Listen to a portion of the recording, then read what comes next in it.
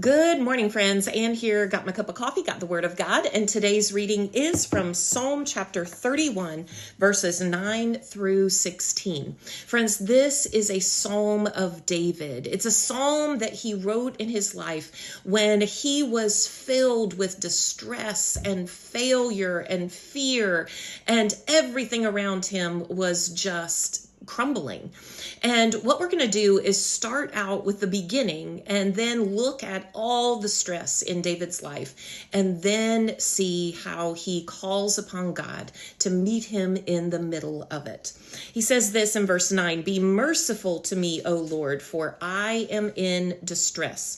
And then he goes through this litany of things that are causing him stress. He says his eyes are weak with sorrow, his soul and his body filled with grief, his life is consumed with anguish, and his years by groaning. His strength has failed and his bones are weak. He's the contempt of his neighbors.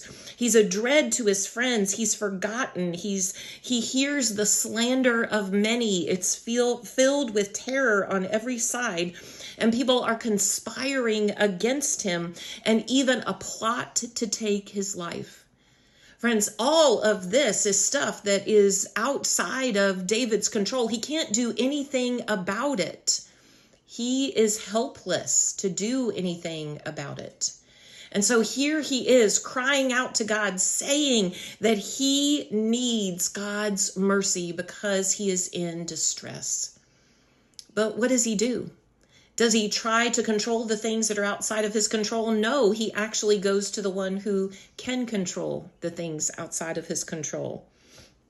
He says this in verse 14, "But I trust in you, O Lord. I say, you are my God. My times are in your hands. Deliver me from my enemies and from those who pursue me.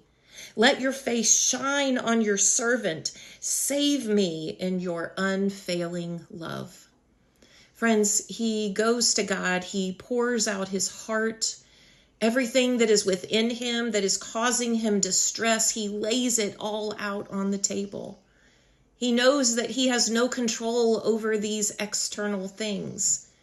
He knows that the only thing that he needs is God's mercy, and he knows that it is available to him. And then he affirms his trust in God. You are my God. My time is in your hands. David looks back on his life and he knows that God has been there for him, faithful in the moments that are outside of his control. So friends, trust that God is in control of everything that is outside of your control. Because even in the darkest times when you can't do anything about it, you can cry out to God. You can call upon his mercy, and you can trust that he is in control of the things you cannot control. Have a good day.